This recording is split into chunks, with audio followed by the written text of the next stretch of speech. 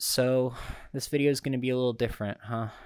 Because, a couple hours before this recording, 19 children and 2 teachers were killed in a mass shooting.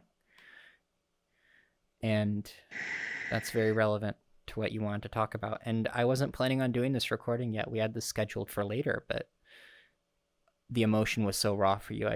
I wanted to hear exactly what you wanted to say. Thank you. It means a lot. It means so much. You can all call me Darth Vendar. I am a survivor of the worst mass shooting in U.S. history. And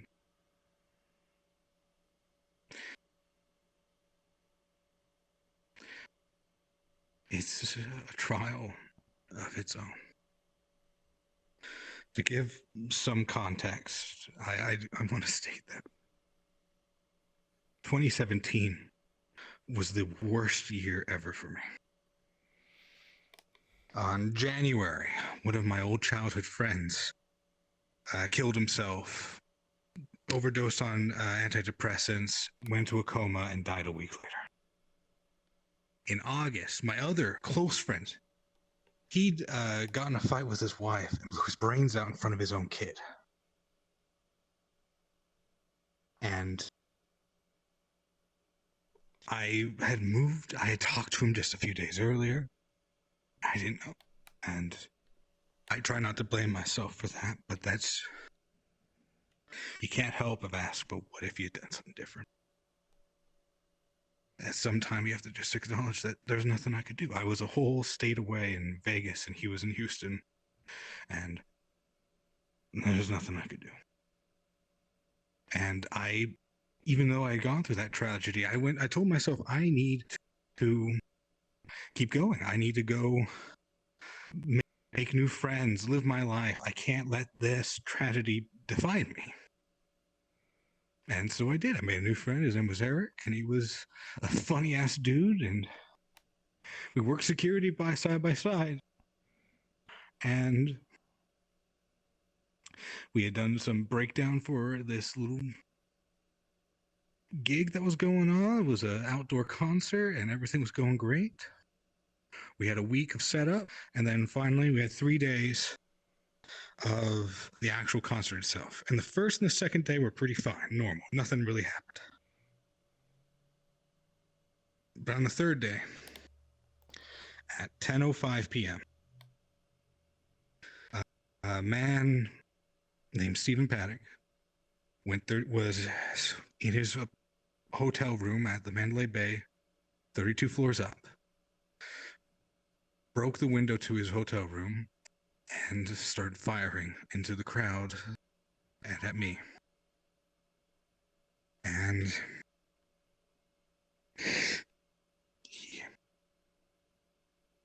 he had a bump stock attachment to his rifle, so it was pretty much as close to automatic as it can get. And I remember at first, I thought it was fireworks. It was just a pop, pop, pop. It sounded like somebody was lighting up a bunch of M80s. Some kid had gone to the concert area, lit off some M80s off on the side, and now we were going to have to evacuate everyone. Then we're going to have to check the whole area, make sure nothing was actually happening, and let everyone back in. Everyone's going to be so pissed. But then it went full auto, or as close to full auto as a bump stock gets. And there's not a sound in the world that is like, there's not a firework that fires that fast. There's nothing. It can only be one thing. And it was hellfire being rained down on us. I remember when it started happening, I was the closest guard inside the event grounds to Mandalay Bay. I was backstage at the time, and my closest exit was clear across the event, west to east. And I had to come to the realization, first of all, that if we are under attack, and it's not something you want to say. You go to a job and you say, all right, this is just what's going to be a job. You're going to maybe get hit in the head with a beer bottle. That happened to me. I've dealt with unruly customers. I've dealt with drunk people. But dealing with fucking gunfire, that's not a security guard's job description. Our whenever a disaster, an emergency like that, we have 3 rules for us: run, hide, and as a last resort, fight back. I couldn't run because there was about 100 yards between me and the exit, and it was all open ground. I was a fucking duck shoot in this bright yellow security jacket. I couldn't hide. Well, I could hide, but I'll get that a little bit. But I sure as shit couldn't fight back. No one could. I remember when I was backing up, I was hearing an announcement come up on the stage. Ladies and gentlemen, please evacuate the area in a calm and orderly fashion. Well, there's fucking bullets whizzing over people's head while people are dying. That's the thing that goes on to be broadcast to everyone. And I am hearing 20,000 people scream bloody murder. I am listening to people die. And I realize I need to get the fuck out. No ifs, ands, or buts about it. No simple anything. I needed to get out.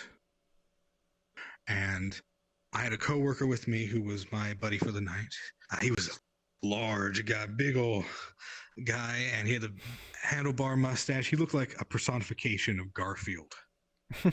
And as funny as that sounds, it gets worse because when I told him, dude, we need to get the hell out of here, he said, and I quote, I am not making this up, I swear to God, he told me, but my lasagna.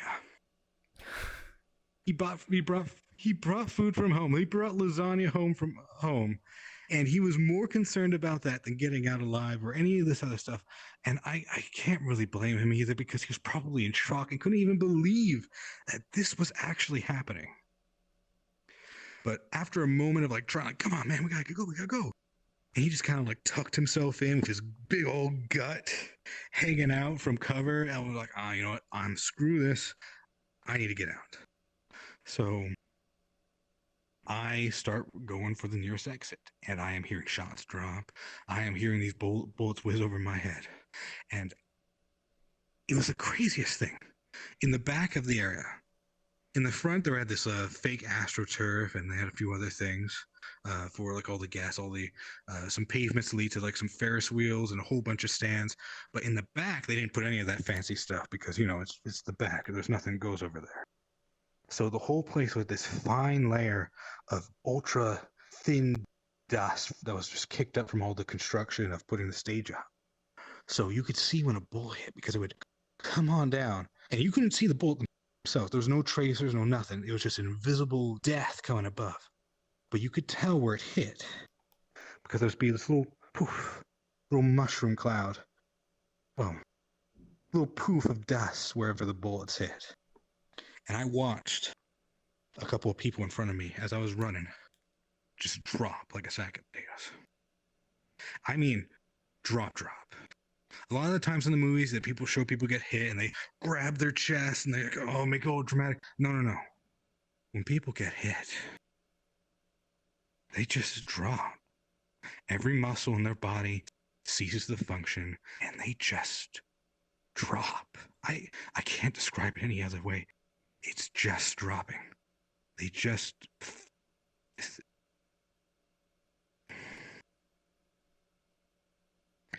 And I'm seeing this. I'm still thinking, I gotta get past. I don't know how I'm gonna get the hell out through this, but I gotta keep going. I got a fiance back home in Utah.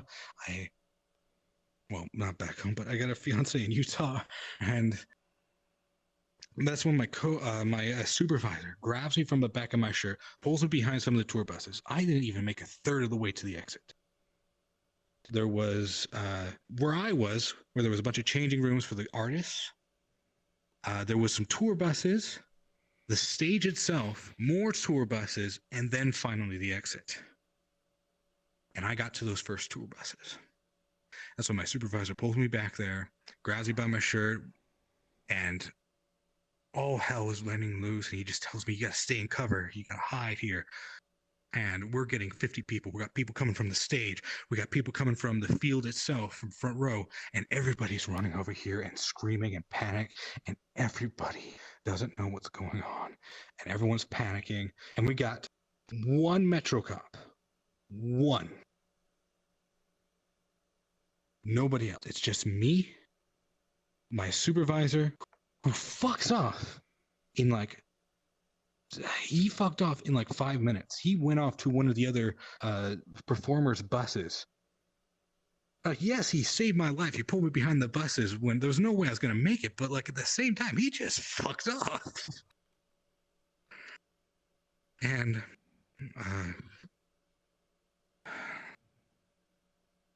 gosh, uh, Take your time. so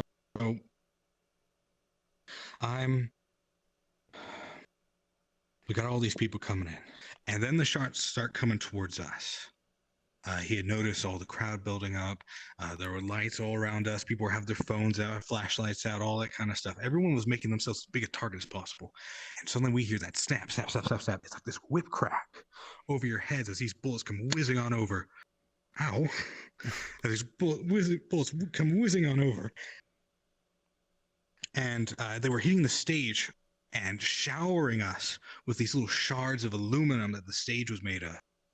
And I remember at the time, I only said, "Oh shit." And that cop turned to me like I had completely gone bonkers. He grabs me by my shoulders and he shakes me up. He looks me dead in the eyes and he goes, "You are the morale of these people. You are their backbone. You are going to do your job." And I just kind of snapped into work mode. I just went, "Okay, yes, sir. What do I need to do now?" I just turn my brain off and I just focus what needs to be done next. And he tells me, "All right, go through this crowd, go through this group, find all the wounded, get them in one place, start performing medical." By the way, I'm security. I'm not supposed to do that. Legally, I am not allowed to do medical. And I just do it. I go through the crowd. I go through them one after another. "Are you injured? Are you injured? You're in a fetal position. Are you hurt? Are you hurt? You're wounded. All right, come with me." And I just take them over to this one spot that had a little bit of cover over their heads. I was off to the side, and I could just get them all into one place and have them lie down, and I could start doing stuff with them. And I got 5 people who were put over there. There was this group of people that run in from the field, way out there. They had have you ever gone to like a concert or anything and they got like these little bike rack barricades set up? Mm-hmm. Well, they had taken one of those, flipped it on its side and used it as a gurney, and this woman they had light on it was coated red with blood. I mean, there wasn't any part of her that wasn't red from her. Like, you could barely tell that she was wearing a black dress. It was just horrific. And they grabbed her and pulled her into this little tiny electrical shack, and then they locked the door behind them.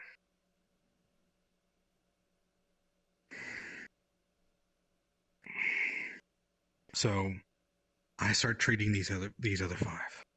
And I'm like, "All right, here's what we're gonna do. We're gonna put up a tourniquet. You've already got something on. I'll try to make sure it's tied later.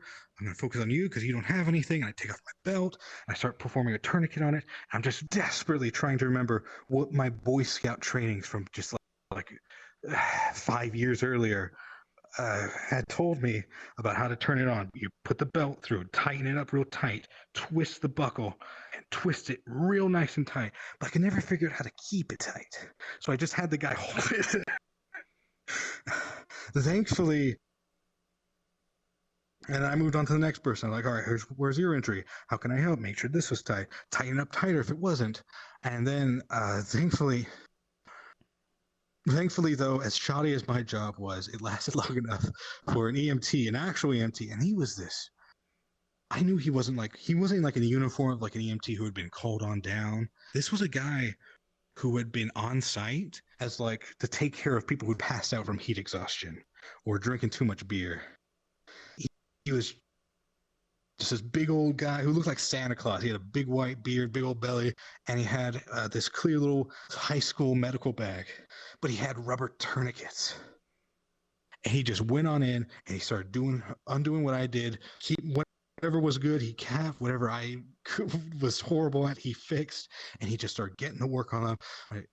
And I just felt it was a relief to know that they were under proper care. But I wish I had better skills. And I went back to the cop, and I'm like, all right, all the wounded are in one place. What do you need me to do next? He's like, watch, I was midway through that. All the wounded are in one place. And then at that point, one of the staff shacks in the back opens up, and about 20 more people come on over. And this guy comes on up to me, and his wrist is hanging on a thread because he had a bullet go right through it. And he just comes up to me with this horrific thing in my face and goes, where do I go? And I told him, right this way, sir. As if I was just guiding him to his seat, like it was just any old normal day. And I got him over to the EMT, and they got him all fixed up. And I then told the police officer, all right, all the wounded are now in one place. 6 wounded in one place. And he just told me, go through the crowd, make sure the phones are off, make sure people are calm. You can't have people panicking. And I go do my best. And I'm going through the crowd telling people to stay calm, not to shout, turn off your phone. I never told anyone to turn off their phone. I told them, make your phone black. You can call, you can do whatever you want. Just make sure it's dark and don't have a light on. I wasn't going to be that cruel because I didn't have my phone on me. Because the crazy thing about this is during the shooting, my brother and my mom were also security guards for this event. And I had Eric out there too. And what happened with them is that my brother, he was up north. He was in the middle of where the crowd was, right at the edge of where the crowd before the stage was. And as he was looking, he saw the first few shots come down. And he watched somebody get hit and just drop like they'd been hit in the head. And he went, nope. And he fucked off. And he starts making a run for it. And he even made a shorter route by football tackling through a fake, like one of those very thin, flimsy wood displays. You know, like those wood slat kind of fences, the ones that are like very decoration. You see them on Easter all the time. They had this as the back of their stand, and he just football tackled all the way through, and he opened up this path so that people could get to a near exit in cutting off like 30 feet off their travel time. He gets to the gate, and this guy's blocking it because he's been told, keep this gate closed, and he doesn't know what the fuck to do. And my brother just goes out of the way, opens the gate, lets everybody out.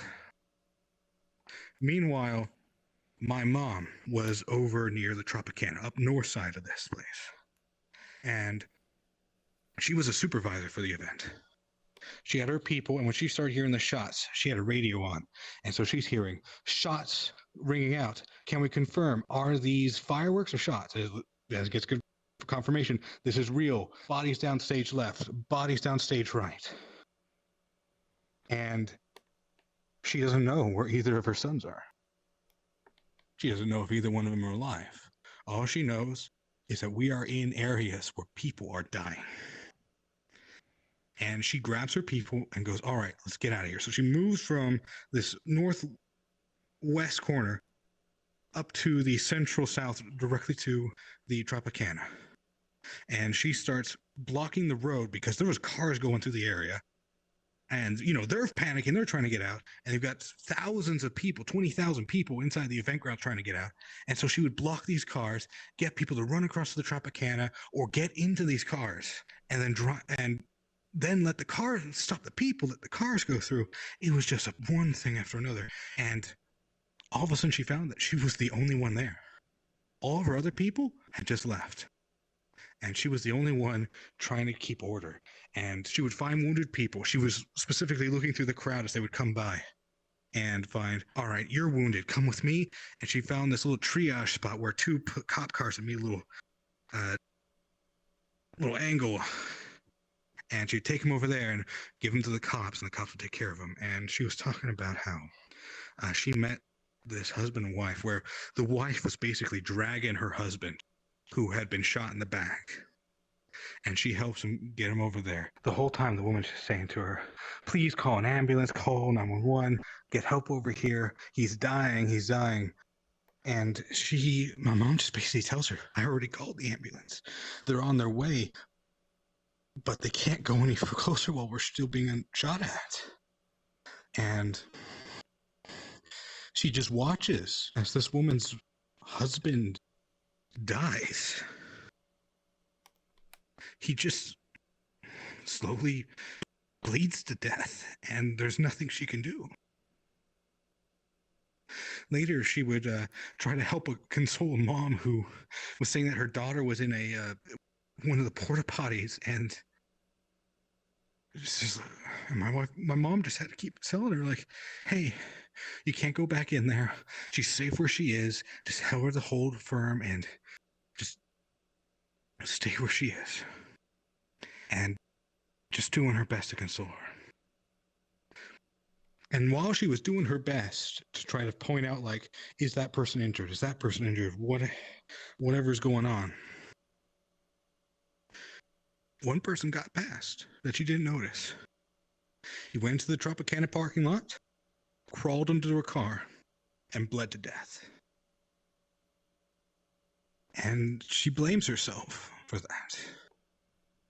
My mom still breaks up, and, like, even today she was crying. She was crying all day long because of the horrible things that happened at that shooting.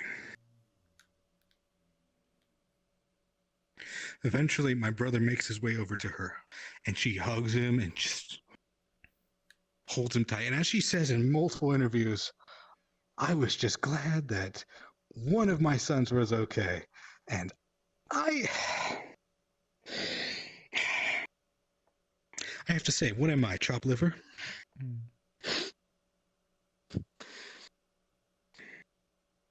But I understand where she's coming from, but it's still fucked up. Yeah. I see who the favorite is now, Mom.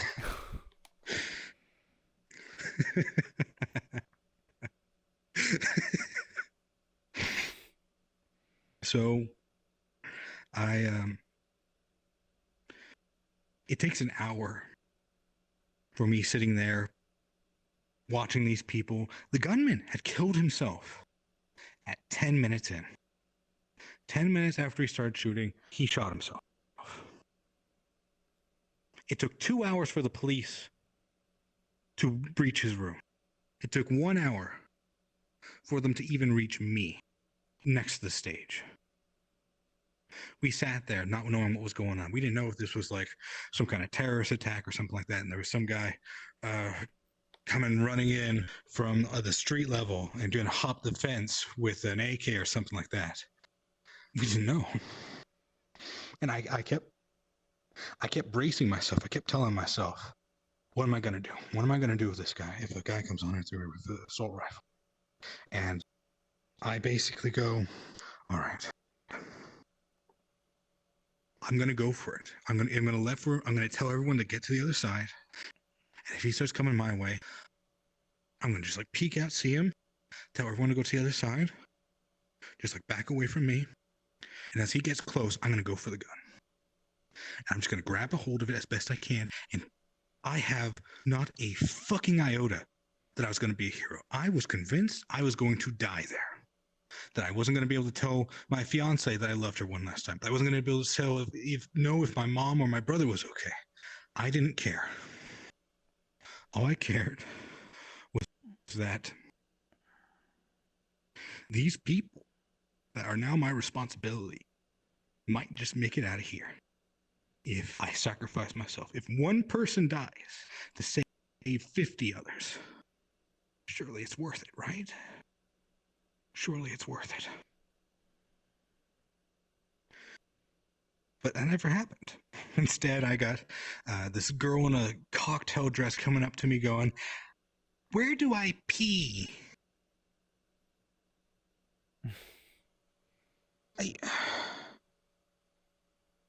It was the surrealness of the whole situation of this drunk girl coming up to me. We're all just waiting around, wondering if we're going to die any second.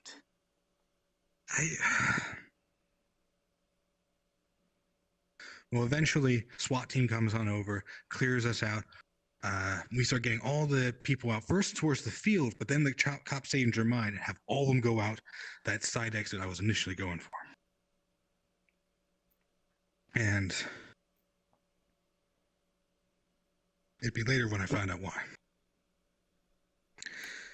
I went to my manager who had come over to us. He was not my supervisor, my manager. He comes on over and goes, "All right, what do you need to do?" I might have gotten those two mixed up. Whatever. Either way, he comes on over. And I ask him, like, "All right, we got all the people out. What do you need me to do next?" And he says, "All right, go check the bathrooms, check underneath the buses, see if there's anybody who's alive, wounded, find them, and get them out of here." And so I checked the bathrooms, and these were like posh bathrooms, and checked underneath the buses, nobody, nothing there. I checked underneath the stage, and I found a guy in his underwear. I don't know what he was doing in his underwear. I'm going to assume, with the angel on my shoulder, that he had taken his clothes off to be used and torn up as tourniquets. But there's probably a good chance he was high as fuck, having the worst trip of his life. And I just went to him like, "What the hell are you doing?" He's like, "I'm hiding." And I told him, "Get the fuck out of here." And he runs off to the exit too. And I get back to my supervisor and I go, "All right, man. We're all these places are checked. There's nobody here. What do you need me to do next?" He's like, "All right. Go onto the field. We've got a bunch of people who've gotten wheelbarrows and they're trying to recollect their dead friends and family members. And you got to tell them that this is a crime scene and they can't do that."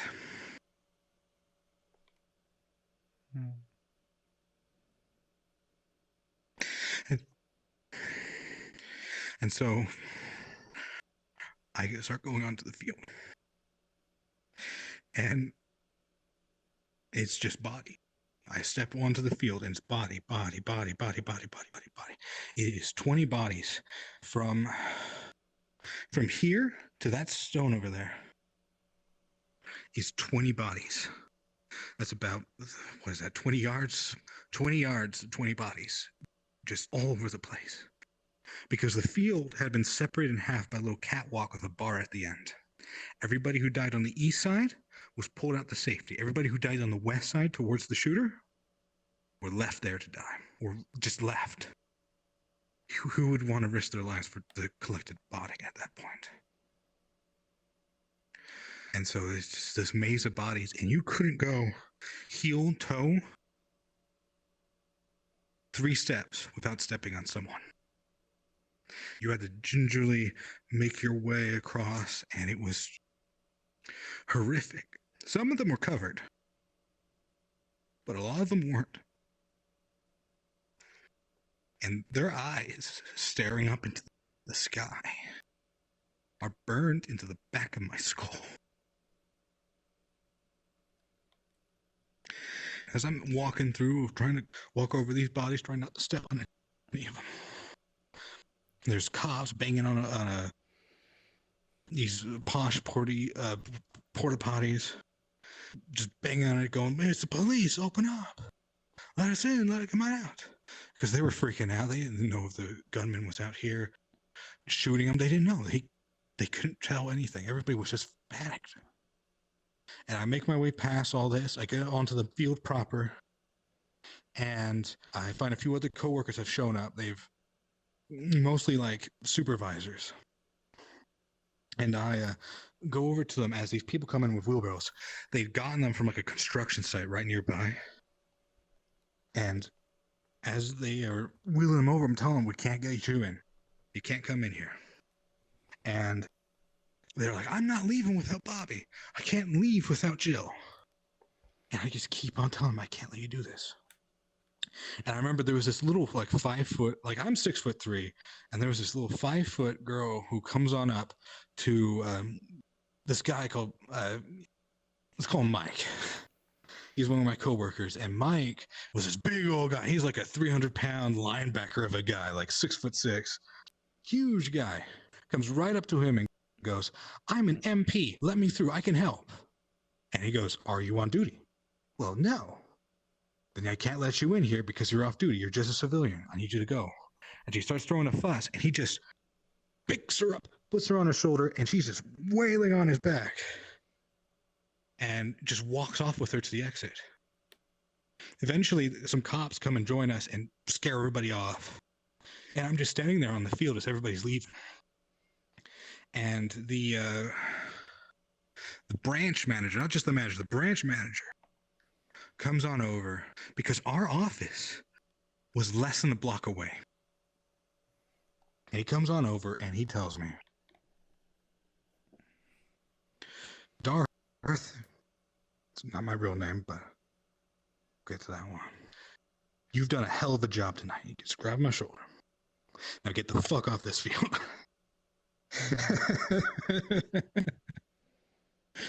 I don't know, at that moment, it just felt like a relief of duty. Just all that I had done, all the distance I put myself and what I was doing faded away, and it suddenly felt like I was in a dream.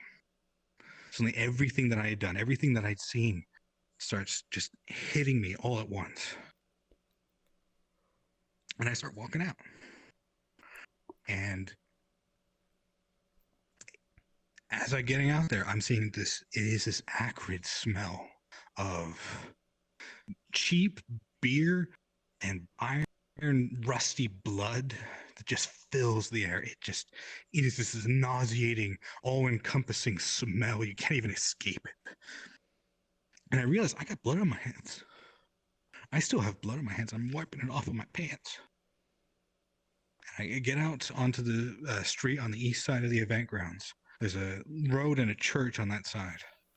And as I get out there, the gutter on this right side, where everybody who was wounded or dead was on that particular side, was dragged out. The gutter was red with blood.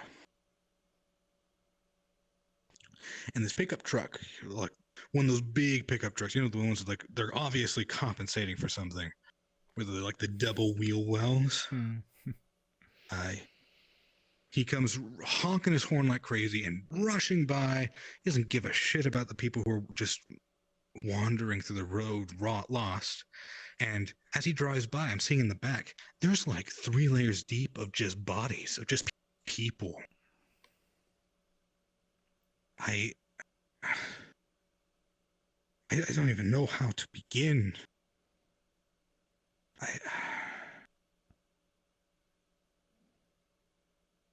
And I was told that the church was our meetup point. I was our emergency meetup point with the church. So I start making my way there. And as I'm passing, there's a little parking lot, little dirt lot that we had. And on the corner entrance to the dirt lot, there was another couple of those bike racks that had been flipped on their side and used as a gurney. On one was completely abandoned. He was just left there. He was dead, gone, and whoever was attending him is gone too. They left.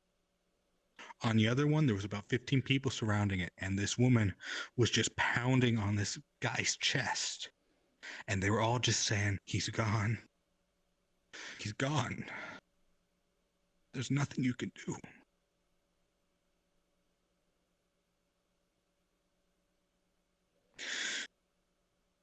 I remember I started laughing at this point.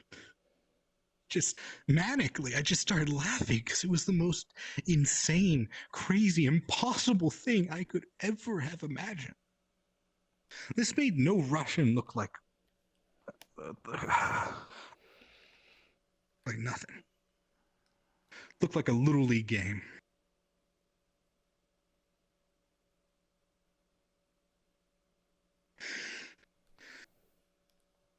And I make it to the church, and I find there's a couple other coworkers with me, but there's nowhere near as many as there should. There was like 100 of us, and there's 2 and me. I'm talking to them and like, hey, do you know where to go? Where is everybody? And I notice one guy has a phone, but he's not doing anything. I'm asking, hey, can I borrow your phone real quick? And he's like, sure, go ahead. So I start calling every number I can think of. And of course, I'm not trusting myself at all. But I start calling it. I call my brother. No answer. Nothing. I call my mom. No answer. At this point, I'm trying to excuse this. I'm trying to say maybe I'm just so used to contacts and being able to just push a button and call whoever I want that maybe I have forgotten their fucking phone numbers. I must have, right? There's no way they could. So finally, I call my dad. And I'm shaking so much. I call him, and when he picks up, it's different phone. I don't recognize the voice on the other end, and I just go, "Hey, is this da da da?" His first last name. And we had just moved from Houston. We had just come here. So all of our phone numbers were Texas and Utah numbers. He's got a Vegas number he doesn't recognize, who just called him by his full name, and he's got a son that's missing in a mass shooting scenario. And there was this long ass pregnant pause as I fucking. I scared the shit out of him. He thought for sure this was like the coroner's office or the Las Vegas Police Department telling him that his son is dead. And I'm like, he's like, yes. Dad, it's me. I'm okay. And he just loses it. Like, oh my gosh, you're okay. Darth, you're all right. You're all right. Your mom's okay. Your brother's okay. They're all okay. And I started crying. We made it out. And he tells me where they're at. They're at our little business headquarters, which is less than a block away. And I guide the rest of the guys. We go over there, and I remember as we're walking up to the place, all the lights were out. The cops had made sure that all the lights are out. All of the street lamps in the area were like barely on. All the business lights were out, and it was just eerie as fuck. It was like zombie apocalypse levels of just abandoned and weird. But as we start getting close to it, the front door opens up ever so slightly, and this head pokes out going, Darth? And just get on in, find my family. I hug them to death. Just hug them as tight as I can. Because we're just crying in this huddle together on the ground, on our knees, just holding each other as we're underneath this office desk. And I find out what happened is that my brother had left his phone at home. He had taken my mom's phone and had been calling his girlfriend at the time. And so I get the phone back, and I know that it has my fiance's contact on it. And I call her and I let her know, hey, babe, I'm okay. Remember, that was the first thing I said. I want you to know I'm all right. And she had been like laughing and with a friend at the time. She had just gone off work at midnight in Utah. And she was like, what's going on, Darth? What's happened? I'm like, I want you to know I'm okay. I'm safe. Everything's all right now. Dorothy, you're really scaring me. And I told her I was in a mass shooting. There are a lot of people dead, but I'm okay. And she just starts freaking out and crying. And I tell her, this phone's about to die, and it's my mom's. I need to turn it off. But I want to let you know that I love you. I love you more than anything. And I'm okay. And so she makes me promise that as soon as I get home, to call her again. I hand the phone back. Eventually, we get moved to another building, and we got a whole bunch of people who are just scared shitless. And we just sit there for an hour listening to somebody had a police radio app, and we're just listening to the police talk about how they were checking every single hotel because there were people who'd been shot and they had run clear across the fucking strip. They were over at like the Aria and the Paris, and it was just insane. And it was just causing more and more chaos because these hotel frontmen were seeing, hey, somebody just came in here, shot, and they say that there's a shooting going on. Obviously, there's a shooter here. So police are freaking the fuck out. They're checking all across the strip. But eventually, one by one, they clear the whole place, and they clear that there's only one shooter. He was at the Mandalay Bay. And that was it. I remember hearing the all clear, and my dad called the phone back and said, hey, I just guys want to let you know I'm watching this on the news. It says that there's like 2 dead and 20 wounded. And I just went, Dad, it's the other way around. It's the other way around. He's like, no, no way. Maybe they were just sleeping. Maybe they were just hurt. Are you sure they were dead?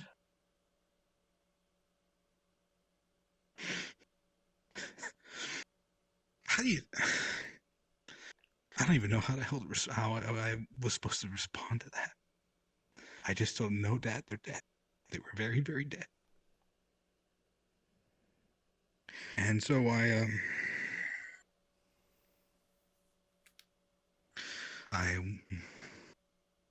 eventually we hung up with that. And 3 in the morning, the cops and SWAT cleared over to us and said, all right, you guys, if you got a car in this area, you can go home. And luckily we had our car there. And so we all got in the car and we drove back home, and we drove through lines of SWAT officers because they had done like multiple perimeters around this place just to make sure that everything was safe. And we're just driving through them, and like I explained, we were just there. We were going home. We're not doing anything. We were security guards. Here's our badges. And we make it home, and we find that my dad had set up, he'd actually gone to pick us up because he saw on the news they had announced, hey, if you've got people who are at this place, you can now go and get them, or something like that. But we had gone on our own. And so we just stumbled onto the empty house, and he had this little command center up. He had his phone on one news network, his laptop on another, and the TV on a third. And I think in another room, he had another TV on another news network. He was trying to get any information he could get. And he comes home, and we all hug, and we just sit on the couch and we watch the news as they finally announce, this just in, people. This is now the deadliest shooting in U.S. history. 44 confirmed dead. That is one more than the Miami shooting. You just sit there and go like, holy shit. I lived through that. That happened. I lived through a national once in a lifetime event, and it happened to me. And we just see the kill count keep going up and up and up. First it's 45, then 46, 48, 51, 53, and it just keeps going. 58 people died. And then the next morning I was told that Eric, my new friend here in Vegas, he died. He got shot in the throat and drowned in his own blood. Every single one of my friends died in a single year. All of them.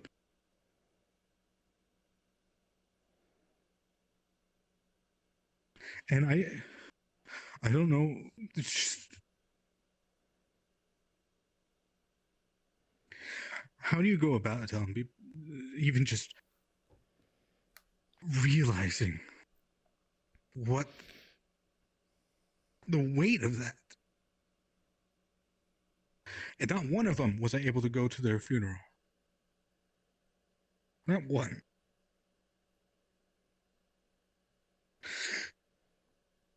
After the shooting, I remember the next day we went, my dad wanted to celebrate us alive. He wanted to do something special. He wanted to cheer everybody up. So he took us over to this little mom and pop bed and breakfast joint. And we're all sitting down, and none of us feel like eating. None of us have slept that night.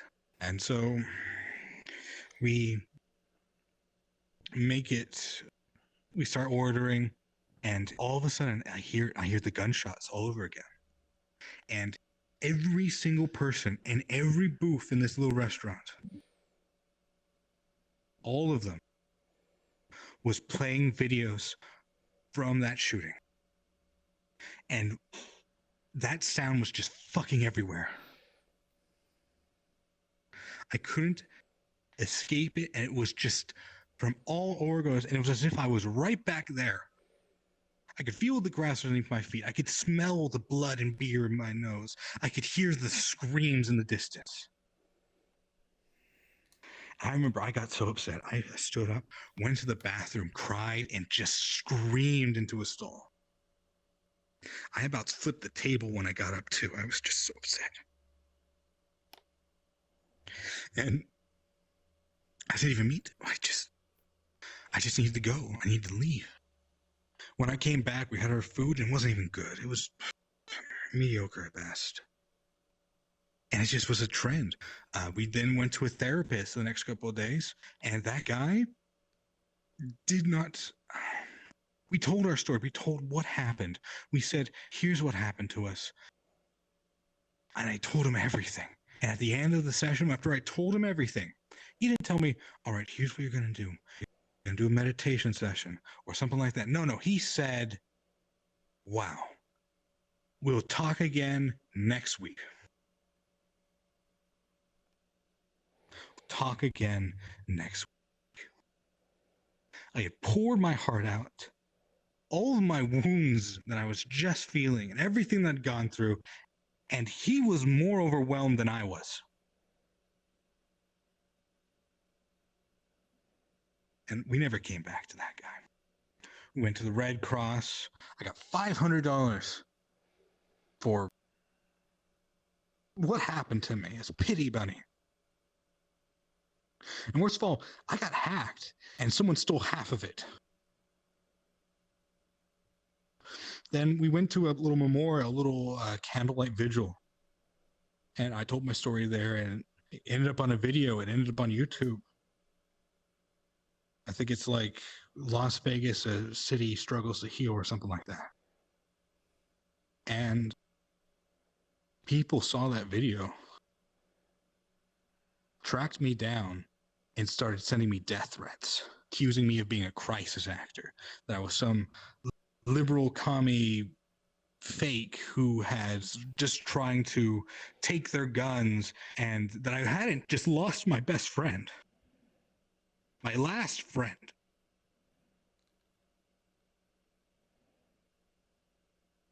And they told me that I was faking it, and he never existed at all, and it was all cadavers, and there was a million conspiracy theories, and Alex Jones came on in, and it was just a nightmare. Just complete denial of reality. There was just so much bullshit. And it got so bad, I went and I just left Vegas. I took a bus, went over to my fiance, and I just left everything. And I don't know. It's so insane to me that people care so little. They care so much more about like their guns or whatever belief they have. They would rather believe that people who have been through traumatic experiences, who had watched people die, who had their friends die, were fake and phonies, and there was some cover up, and that there was a helicopter with an M240 saw shooting people. Hell, even in the poll you had made, stating which of these videos sounds most interesting to you, if you go all the way to the bottom, you can find another person who goes, "Ah, yes, I want to see what happened when feds shot people." It's everywhere. It's a fucking infection, and it's just, how can someone feel that? How can someone do that to people who have suffered like that? It's like going up to a soldier and tell them that there was no war, you're faking a front. And it's just,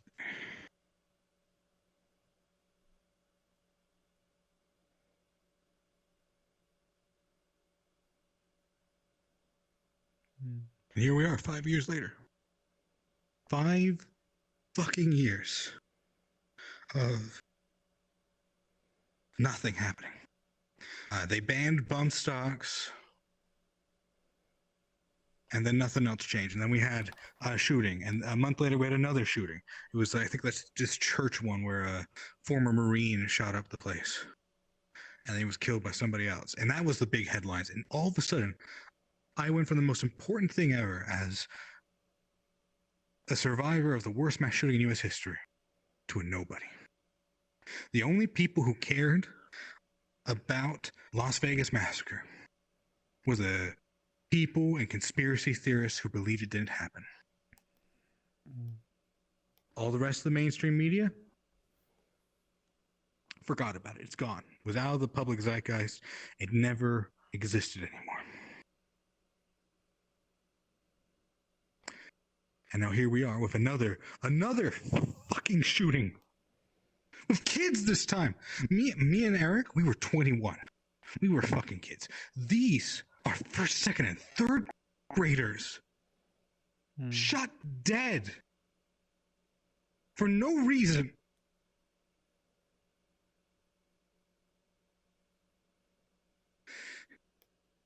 And all we're going to get is nothing from this. Nothing's going to happen. No one's going to actually say, enough is enough. It's time to pass some law or improve mental health or do anything. Everyone says these things. Everyone argues for a million different things.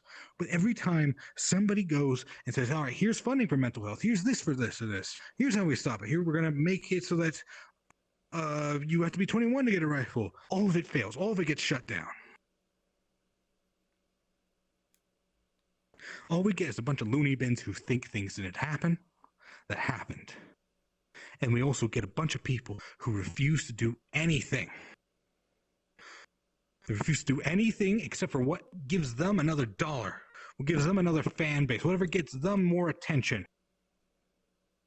They'd rather get attention than save lives.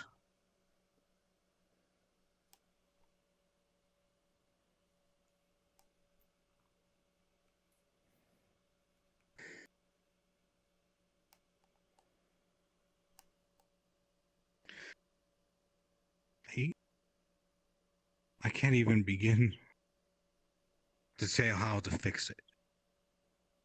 Maybe increase the age so that you have to be 21 before you can buy a semi-auto rifle. Maybe that'll help things. I mean, it's a lot harder to kill 20 people with a bolt-action rifle than it is with a semi-auto. But it wouldn't even happen. And it wouldn't fix everything because there's going to be more. There's going to be other things. And I am scared. I dread the day where I lose the title as the survivor of the worst mass shooting in U.S. history. Where that's no longer the case and somebody else has it.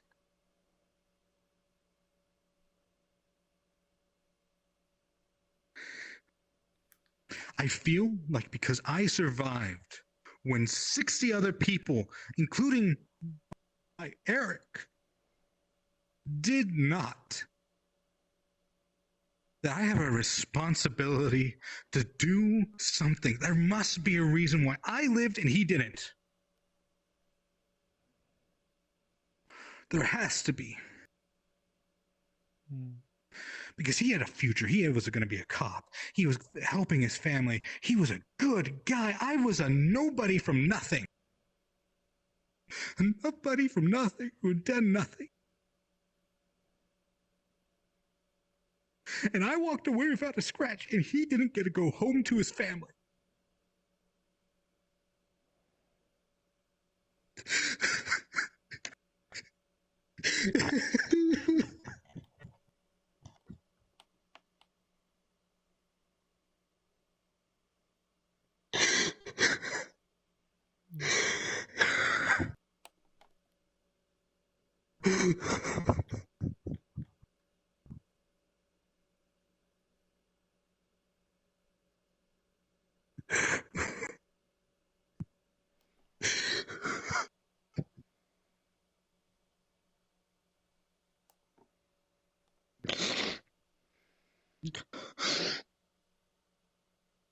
So there's got to be a reason, right?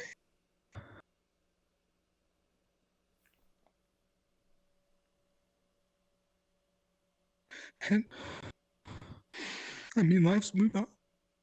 It's been 5 years. I got married to that woman. I brought her home. We're about to move into a new apartment. I still have a security job, but it's in some place that has way less crowds. And we're happy.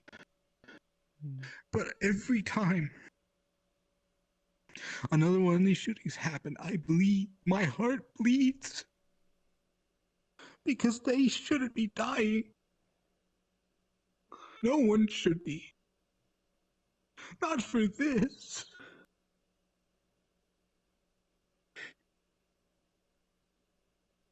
Not for this.